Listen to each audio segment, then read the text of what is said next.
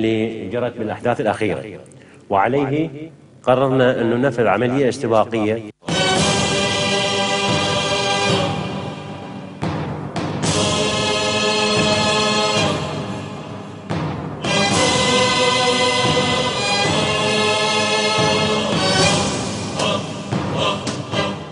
كان يتقدم جنده في كل مهمة، موجها ومساعدا وحافظا لحقوق الناس، يشهد له الجميع بالطيبة والبساطة والبأس والشجاعة.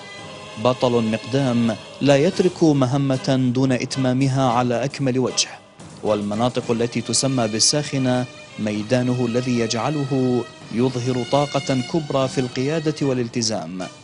يحس بالمواطنين، يسلم على كبيرهم ويعطف على صغيرهم، يرى في الواجب أنه يحقق الأمن للناس ويحفظ أمنهم وسلامتهم.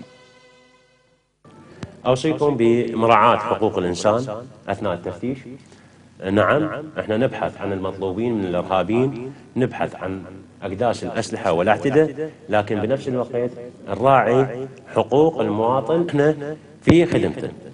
فاللي أطلب هذا التوجيه توصلوه لحد مستوى المقاتل. كلهم الموجودين أغلبهم هم أهلنا وناسنا في هذه الناحية. هذا أحد الأكداس اللي تم العثور عليها، هذا واحد من عشرات الأكداس اللي تم العثور عليها وتفجيرها في مكانها، لكن هذا قدرنا نفكك قسم العبوات الناسفة ونجمع قنابر الهاون اللي هي بعيارات مختلفة 60 و82 ملم، وصواريخ قاذفة وقنابر هاون 120 ملم، واللي تم جمعها بالكامل، وإن شاء الله راح نتخذ بها الإجراء القانوني بصدد مفاتحة مديرية المتفجرات لغرض إتلافها. تطهير المناطق من إرهابيي داعش كان هاجس العميد الركن شرطة اتحادية غالب العميري، فكان غالبا في كل معاركه حتى تلك التي خاضها مع نفسه، التي وهبها لوطنه، فذهب شهيدا في مقعد صدق عند مليك مقتدر.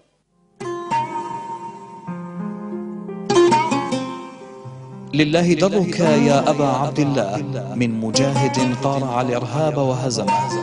لله درك من قائد سوف تفتقده سوق المعارك لأنه بطلها. ونم سيدي قرير عين، فنحن على نهجك سائرون.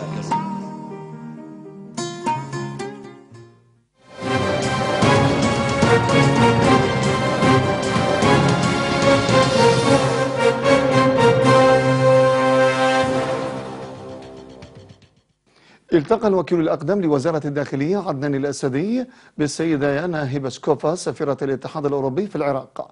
وفي بداية اللقاء رحب الوكيل بضيفته وناقش معها عددا من الأمور والقضايا ذات الاهتمام المشترك وبحث سبل تعزيزها. أكد الأسدي حرص الوزارة على فتح آفاق أوسع للتعاون مع دول الاتحاد الأوروبي والحرص على ديمومة هذا التعاون، مشيرا إلى أهمية دعم الجهود الأمنية للقوات العراقية في حربها ضد الإرهاب.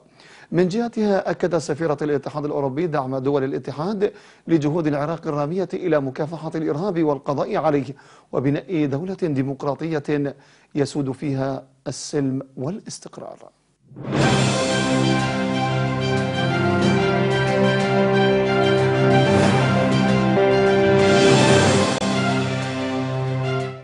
عقدت وزارة الداخلية ندوة نقاشية حول معاملة الجرحى والشهداء بحضور الفريق عبد الكريم السوداني معاون الوكيل للشؤون الإدارية ومشاركة مدير الدائرة القانونية اللواء حسين